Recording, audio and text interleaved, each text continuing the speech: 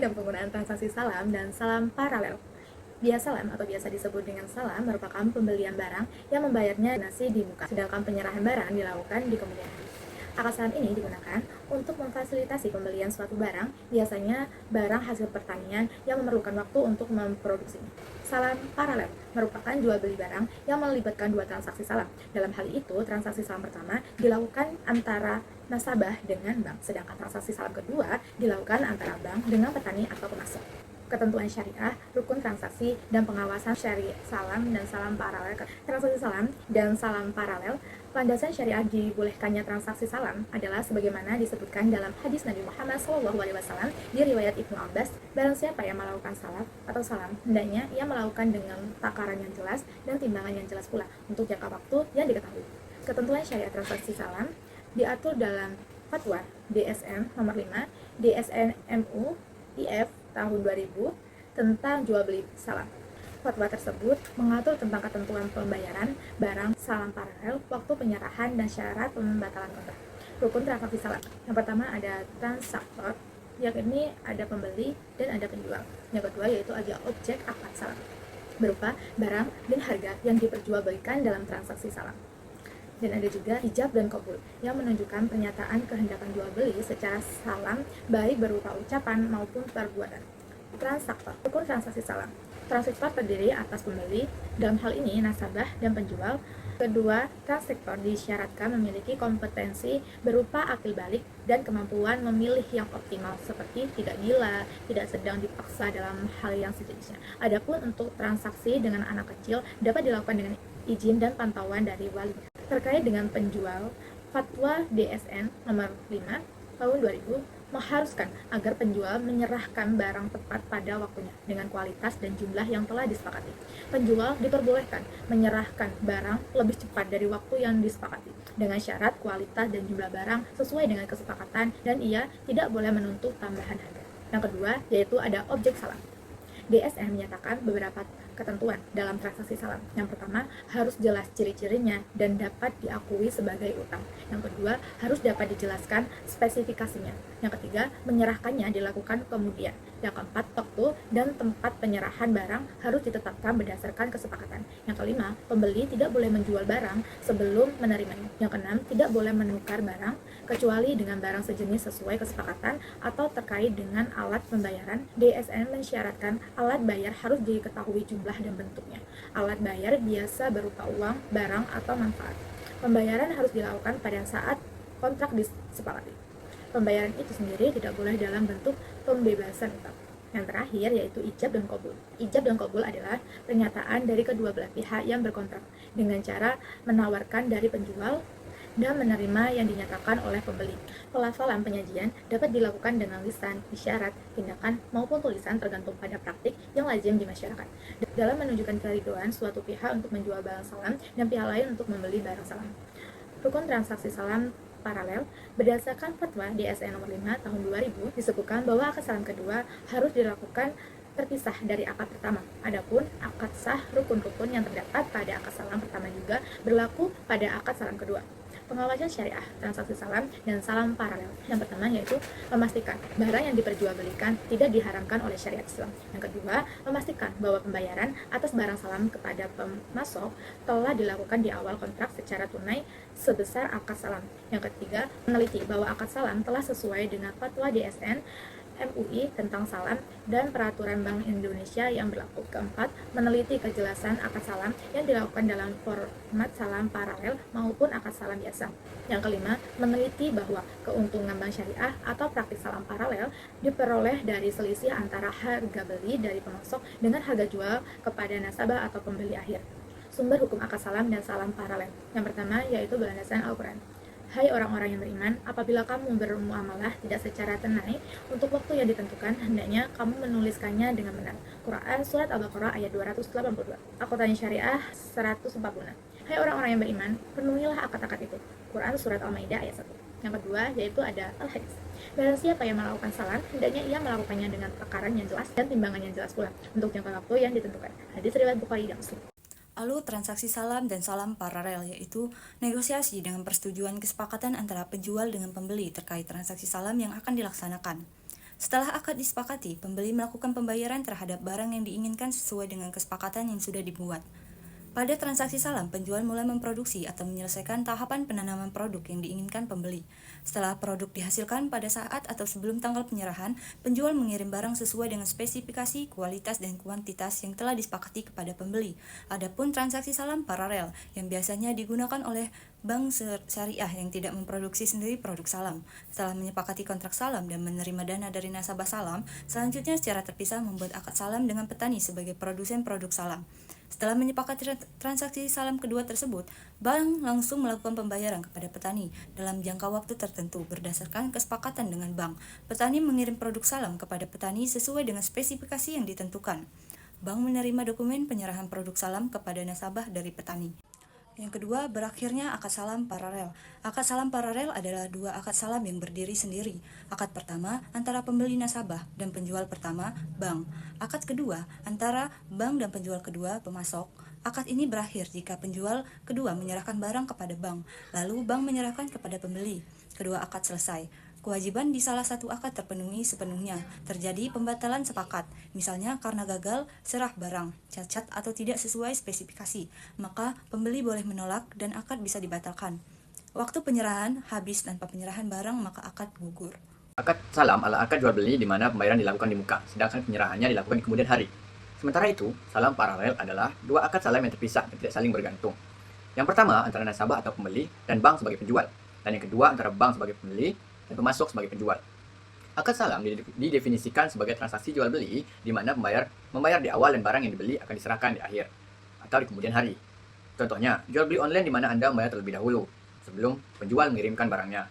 Di akuntansinya, ini tercatat bank mencatat piutang salam saat terjadi akad karena bank mengeluarkan uang di muka untuk barang yang belum diterima. Yang kedua itu akad salam paralel. Didefinisikan yaitu dua akad salam yang independen namun berjalan beriringan. Bank berperan sebagai pembeli di akad pertama dan sebagai penjual di akad kedua. Contohnya, bank syariah membiayai petani untuk 10 ton beras. Bank membayar petani di muka. Kemudian, bank menjual beras tersebut ke nasabah akhir yang telah memesannya dengan membayar di muka. Di akuntansinya, ini tercatat, akad pertama atau bank sebagai pembeli, bank mencatat piutang salam atau aset, senilai uang yang dibayarkan kepada pemasok atau bank, dan mencatat kas atau bank masuk ke kas sebagai pengeluaran. Akad kedua yaitu bank sebagai penjual. Bank mencatat utang salam atau kewajiban senilai barang yang dipesan oleh nasabah atau bank, dan mencatat kas atau bank sebagai penerima dari nasabah akhir.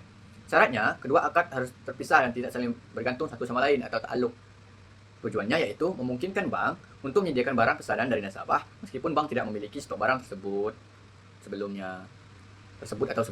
Transaksi salam pertama. PT Torik Agro Mandiri membutuhkan 100 ton biji jagung hibrida untuk keperluan ekspor 6 bulan yang akan datang. Pada tanggal 1 Juni 2023, PT Torik Agro Mandiri melakukan pembelian jagung dengan skema salam kepada Bank Syariah Sejahtera. Adapun informasi tentang pembelian tersebut adalah sebagai berikut. Spesifikasi barang yaitu biji jagung manis hibrida kualitas nomor 2, kuantitas 100 ton. Harga yaitu 700 juta atau 7 juta per ton. Waktu penyerahan 2 tahap setiap 3 bulan sebanyak 50 ton atau 2 September dan 2 Desember 2023. Syarat pembayaran yaitu dilunasi pada saat akad ditandatangani. Kemudian kasus kedua yaitu transaksi salam kedua. Untuk mengadakan produk salam sebagaimana diinginkan oleh PT Torik Agro Mandiri, Bank Syariah selanjutnya pada tanggal 2 Juni 2024 mengadakan transaksi salam dengan petani yang bergabung dalam KUD Tunas Mulia dengan kesepakatan sebagai berikut. Spesifikasi barang, biji jagung manis hibrida kualitas nomor 2, kuantitas 100 ton.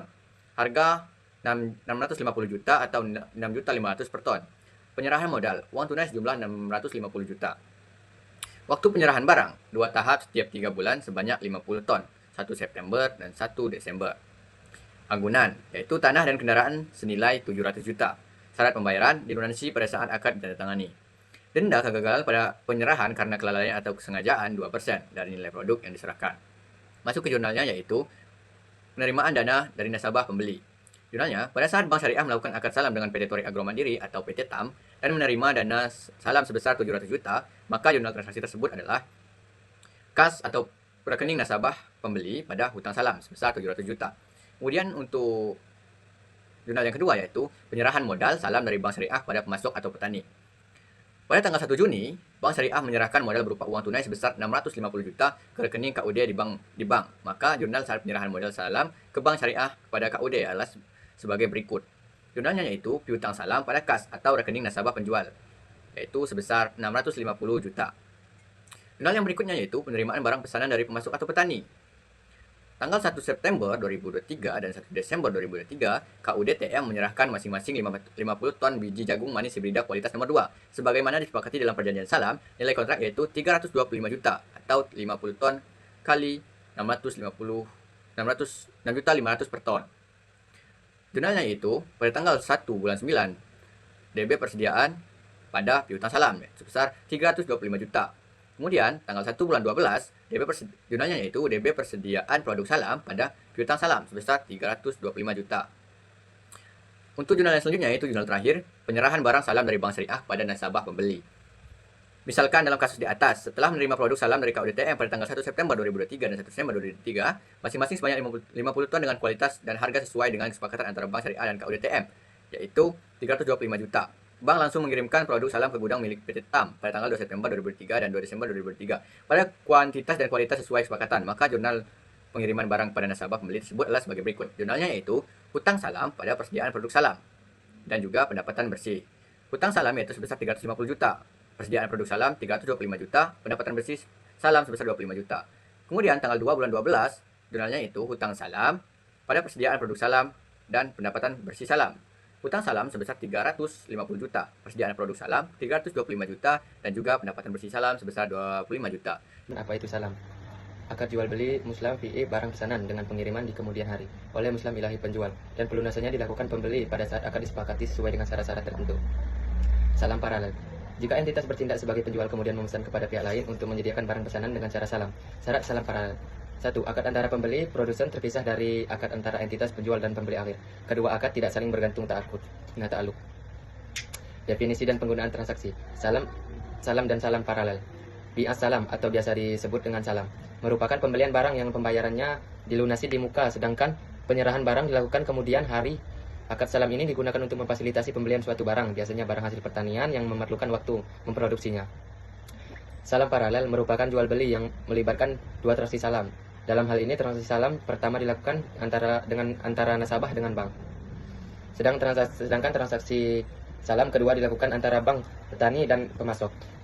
Penyajian. 1. Pembeli menyajikan modal usaha dalam salam yang diserahkan sebagai piutang salam. 2. Piutang yang harus dilunasi oleh penjual karena tidak dapat memenuhi kewajiban dalam transaksi salam disajikan terpisah dari piutang salam. 3. Penjual menyajikan modal usaha sebagai kewajiban salam. Pengungkapan. Pembeli harus mengungkapkan besarnya modal usaha salam baik dibayar sendiri atau dibayar bersama pihak lain. Jenis dan ekuitas barang pesanan. Pengungkapan lain sesuai PSK 101. Penjual piutang salam kepada produsen salam paralel yang memiliki hubungan istimewa jenis dan kuantitas barang pesanan. Contoh kasus. Bulan Januari Bank Syariah Adil memesan beras IR64 Type B ke KUD maju sebanyak 10 ton dengan harga per ton Rp 10 juta yang akan diserahkan 3 bulan kemudian bulan April. Untuk transaksi tersebut maka KUD memberikan jaminan ke Bank Syariah dalam bentuk sertifikat sawah senilai Rp 50 juta. Penyerahan modal, catatan Bank Syariah pembeli, debit piutang salam 100 juta, kredit kas 100 juta, penyerahan barang sesuai akad sesuai nilai akad. Debit persediaan 100 juta, kredit piutang salam 100 juta. Penyerahan barang berbeda kualitasnya. KUD menyerahkan TPA dengan harga di pasar adalah Rp 15 juta per ton. Debit persediaan 100 juta, kredit piutang salam 100 juta. KUD menyerahkan TPC dengan harga pasar adalah Rp 5 juta per ton. Debit persediaan 50 juta. Debit kerugian penyerahan barang salam 50 juta, kredit piutang salam 100 juta. Penyerahan barang. Pada jatuh tempo tidak semua atau sebagian diserahkan. Jika pengiriman diperpanjang maka tidak ada jurnal dicatat. Jika KUD membatalkan akad salam dengan Bank Syariah karena gagal panen. Debit piutang 100 juta, kredit piutang salam 100 juta. KUD jatuh tempo sanggup mengirim 8 ton saja. Dari 10 ton yang dijanjikan debit piutang 20 juta. Dari debit persediaan 80 juta, kredit piutang salam 100 juta. Penjualan jaminan. Karena KUD tidak dapat memenuhi kewajiban, maka Bank Syariah menjual harta jaminan senilai Rp 60 juta, debit kas 60 juta, debit piutang 40 juta, kredit piutang salam 100 juta. Karena KUD hanya dapat memenuhi 8 ton saja, maka Bank Syariah menjual harta jaminan seharga 60 juta, debit persediaan 80 juta, debit kas 60 juta, kredit piutang salam 100 juta, keuntungan salam, kredit kas Rp 40 juta. Denda. Karena kelalaiannya KUD tidak dapat memenuhi barang pesanan, maka Bank Syariah mengenakan denda sebesar Rp 1 juta, debit kas 1 juta, kredit dana kebijakan 1 juta.